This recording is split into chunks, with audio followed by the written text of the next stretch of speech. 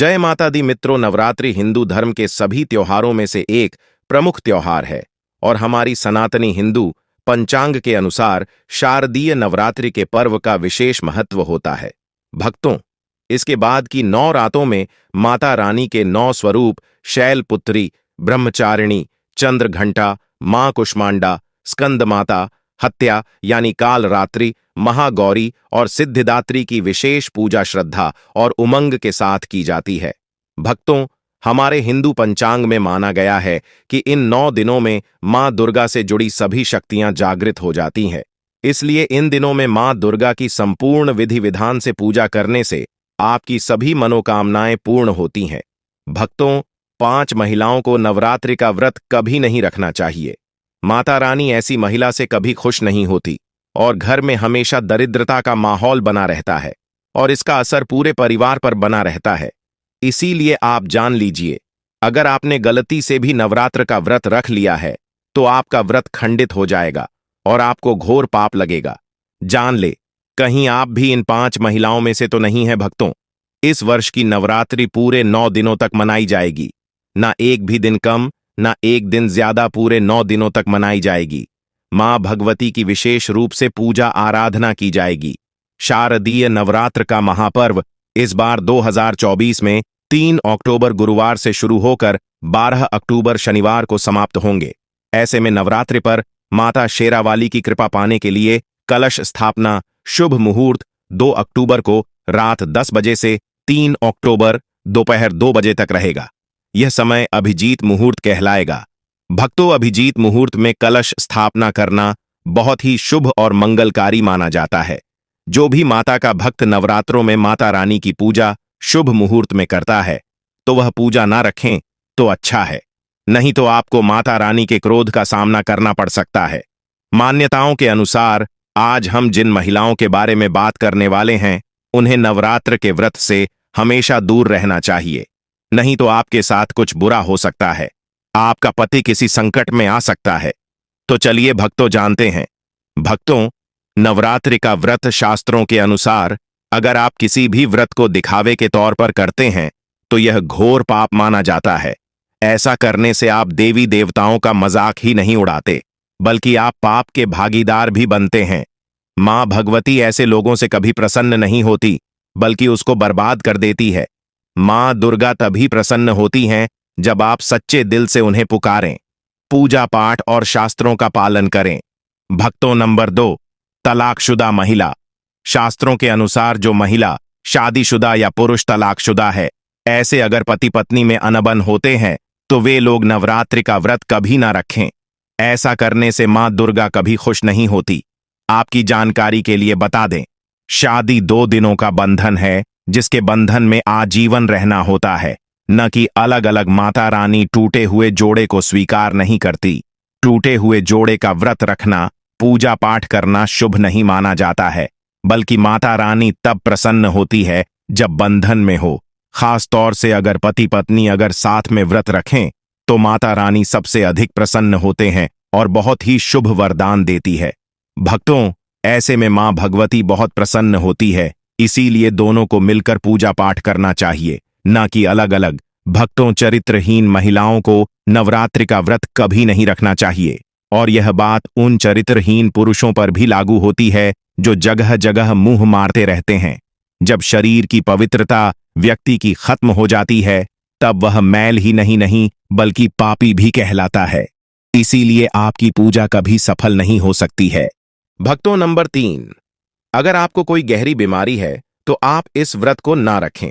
जैसे उदाहरण के तौर पर शुगर की बीमारी, दिल की बीमारी, हार्ट अटैक, शरीर में कमजोरी होना, चक्कर आना, बीपी का बढ़ जाना, शरीर में दर्द होना, तो आप यह व्रत कभी ना रखें, नहीं तो आपके साथ कुछ भी हो सकता है। इसीलिए सावधान रहें। नंबर 4, मासिक धर्म में भूलकर भी व्रत नहीं रखें। सिख धर्म में जो आपके वस्त्र होते हैं वह मैल हो जाते हैं, इसलिए पूजा पाठ नहीं करना चाहिए। नंबर 5, जो महिलाएं अपने पति का अपमान करती वो व्रत ना ही रखें तो अच्छा है, क्योंकि ऐसी महिलाएं का पूजा मां दुर्गा कभी स्वीकार नहीं करती, बल्कि घोर पाप लगता है। भक्तों, नवरात्र आ चुकी है, ऐसे में यह चीज घर में लाने से माता रानी खुशी, खुशी अपने घर में चली आती है। इस चीज को घर लाने से माता रानी अवश्य प्रसन्न होती है। यही चीज नवरात्रों पर घर में लाना बहुत ही शुभ और मंगलकारी माना जाता है। तो चलिए जानते हैं भक्तों, 16 श्रृंगार का सामान नवरात्रि के दौरान घर में लाना बहुत ही शुभ और मंगलकारी माना जाता है।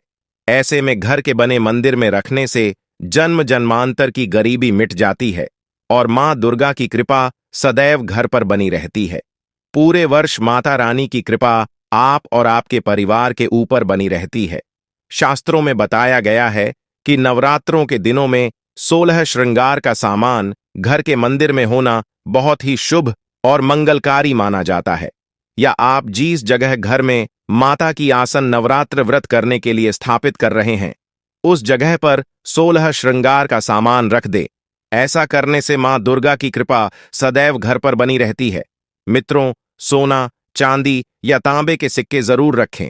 शास्त्रों के अनुसार सोने, चांदी या तांबे से बनी किसी भी धातु को खास तौर से नवरात्र के 9 दिनों में पूरे 9 दिनों तक घर के मंदिर में भक्तों शंख का सनातन धर्म में बहुत ही बड़ा महत्व होता है।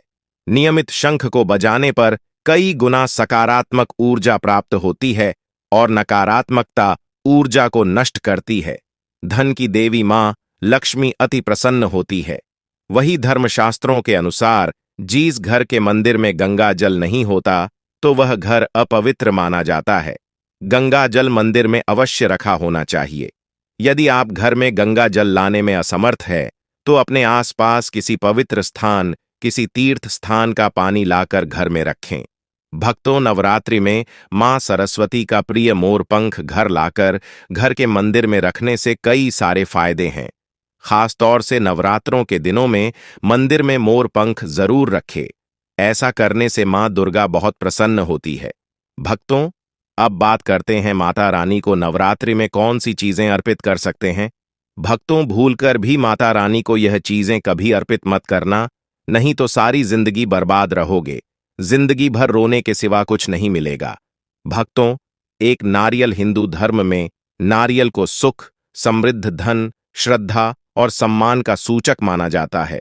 नारियल को श्रीफल भी कहा जाता है। नारियल का हर मांगलिक कार्य में विशेष महत्व होता है। जैसे कि हम सभी जानते हैं कि माता रानी के कई मंदिरों में नारियल से बलि भी दी जाती है और माता रानी के पूजन में नारियल का इस्तेमाल हम सभी करते हैं। खासकर कलश की स्थापना नारियल रखकर ही की जाती है। माता रानी के पूजन में हम नारियल इस्तेमाल करते समय कुछ गलतियां कर बैठते हैं। भक्तों, नारियल कई प्रकार के होते हैं। एक जटा वाला, दूसरा सूखा, जिसके अंदर पानी होता है। जिस नारियल के अंदर पानी होता है, माता रानी के पूजन में सदैव पानी वाला और जटा वाला नारियल ही अर्पित करे। कलश स्थापना में साबुत नारियल होना चाहिए। नारियल चटका हुआ या टूटा हुआ नहीं होना चाहिए। नारियल को खड़ा करके नहीं रखा जाता। नारियल को सदैव लेटाकर ही कलश के ऊपर रखा जाता है। साथ ही नारियल को स्थापित करने से पहले आप नारियल को लाल कपड़े में लपेटकर आप नारियल को कलश के ऊपर स्थापित करें। शास्त्रों के अनुसार कलश के ऊपर जब सही तरीके से नारियल रखा जाता है और सही प्रकार का नारियल रखा जाता है, तभी ही व्रत और पूजन का पूर्ण फल प्राप्त होता है। यह भी ध्यान रहे, माता रानी को नारियल अर्पित कर सकती है, लेकिन कभी भी माता रानी के सामने नारियल को भूलकर भी ना तोड़े, क्योंकि नारियल बीज रूप होता है, यानी कि नारियल में बीज होता है और स्त्रियां बीज रूप से ही शिशु को जन्म देती हैं। इसीलिए कभी भी महिलाओं को नारियल नहीं तोड़ना चाहिए। भक्तों, नंबर 2, लौंग। हम सभी माता रानी के पूजा में इस्तेमाल करते हैं, लेकिन लौंग का इस्तेमाल करते समय एक बहुत बड़ी गलती कर बैठते हैं। हमेशा ध्यान रखना चाहिए कि माता रानी को कुछ भी सामग्री अर्पित करें, उसके साथ में लौंग अवश्य अर्पित करनी चाहिए। तुलसी के पत्ते। भक्तों, नवरात्रि में माता रानी को तुलसी के पत्ते अर्पित नहीं करने चाहिए। मां दुर्गा के पूजन में तुलसी पत्र का इस्तेमाल करना वर्जित माना जाता है। तुलसी पत्र के अलावा आंवला भी माता रानी को अर्पित नहीं करना चाहिए और दूर्वा भी माता रानी को अर्पित नहीं करना चाहिए। नवरात्र में आप भगवान गणेश को दूर्वा अर्पित कर सकते हैं। आप भगवान विष्णु जी को तुलसी के पत्ते अवश्य अर्पित कर सकते हैं, लेकिन माता रानी को भूलकर भी तुलसी के पत्ते या दूर्वा अर्पित ना करें। माता रानी को सफेद फूल भी अर्पित न करे। माता रानी को सदैव लाल रंग के फूल अर्पित करने चाहिए। लाल रंग के फूल माता रानी को अति प्रिय है भक्तों। खासकर माता रानी को गुलाब और कमल के फूल अति प्रिय है। मित्रों, इन गलतियों से होती है घर में धन की कमी। अगर आप उन लोगों में से हैं जो जिंदगी में पैसे कमाने के लिए बहुत ज्यादा मेहनत करते हैं, हालांकि इस सब के बावजूद भी आपको जीवन में तरक्की नहीं मिल पा रही है, अगर आप घर में वास्तु से जुड़ी कुछ गलतियां कर रहे हैं तो इससे आपको काफी परेशानी हो सकती है। आप कर्ज में डूब सकते हैं और घर में दरिद्रता आ सकती है। दोस्तों, अगर आप भी चाहते हैं कि लक्ष्मी माता का आशीर्वाद आप पर बना रहे हैं तो इस वीडियो को एक लाइक करें और चैनल को सब्सक्राइब कर लें और कमेंट बॉक्स में जय लक्ष्मी माता जरूर लिखें। भक्तों, कई महिलाएं तो ऐसी भी होती हैं जो कि अपने गहने पसंद नहीं आती है और दूसरी महिला के गहने की शैली और बनावट पसंद आती है, जिसके कारण महिलाएं अपने गहने पहनने के लिए एक दूसरे से बदलाव कर लेते हैं। परंतु दोस्तों, ऐसा करना मतलब है कि आप अपने से मां लक्ष्मी जी को रोस्ट कर रहे हो और घर से बाहर भेजने की तैयारी कर रहे हो, क्योंकि आभूषण या गहने महालक्ष्मी जी का प्रतीक होता है और आपके अपने गहने ही आपको पहनने चाहिए। किसी को भी दूसरे के गहने नहीं पहनने चाहिए। दूसरी चीजें, झाड़ू दोस्तों, झाड़ू जो सफाई के लिए काम आता है, हमारे घर से नकारात्मक ऊर्जा को दूर करता है, उसे मां लक्ष्मी का प्रतीक माना जाता है। ऐसा माना जाता है कि झाड़ू में मां लक्ष्मी का निवास होता है, इसलिए अपने घर की झाड़ू कभी किसी को उधार में या उपयोग के लिए ना दें। अगर झाड़ू खराब हुई है तो उसे किसी प्रवाहित जल में बहा दें, लेकिन उसे किसी को उधार में ना दे या कचरे में ना फेंके, क्योंकि अगर आपके घर की झाड़ू कोई दूसरा उपयोग करता है तो इसका असर आपके घर की सुख शांति पर पड़ता है।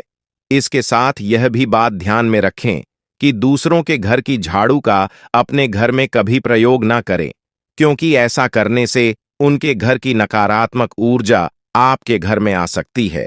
आपको हमेशा झाड़ू को छिपाकर रखना चाहिए।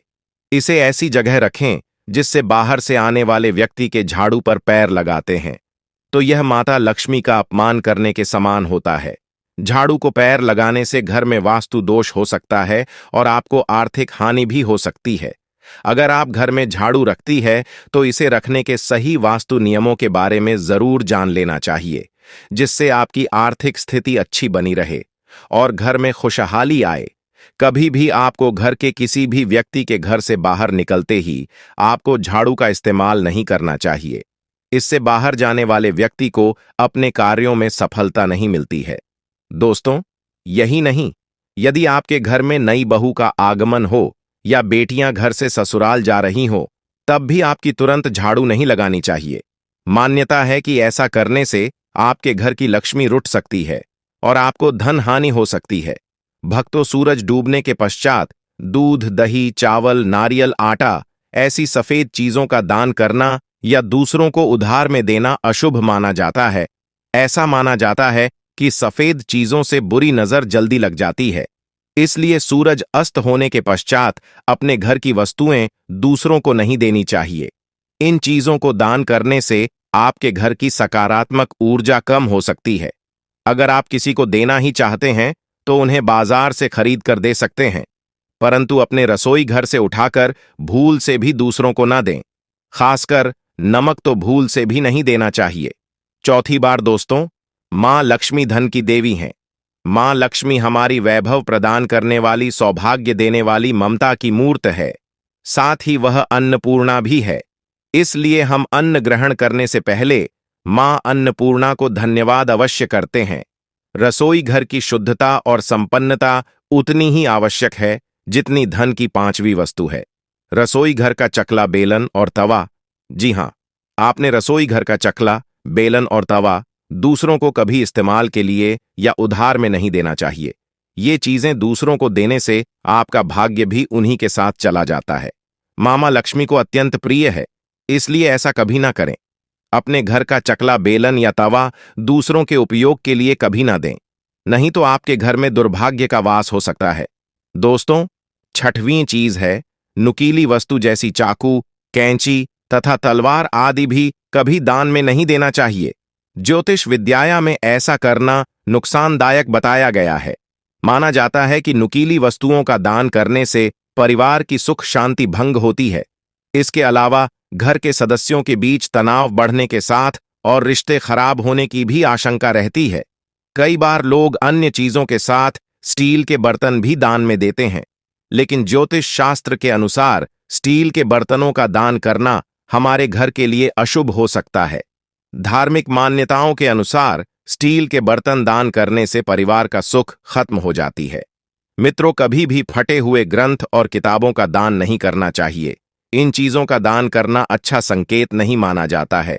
तेल, कभी भी इस्तेमाल किया हुआ तेल या खराब हो चुके तेल का दान नहीं करना चाहिए। तो दोस्तों, ये थी वो चीजें जो दूसरों को कभी उधार में नहीं देनी चाहिए। दान का महत्व हर धर्म में बताया गया है। सनातन धर्म में सदियों से दान देने की परंपरा का पालन किया जाता है। दोस्तों, गुप्त दान को सर्वश्रेष्ठ दान माना गया है। जो दान बिना स्वार्थ के गुप्त रूप से किया जाता है, वह बहुत ही पुण्य कार्य माना जाता है।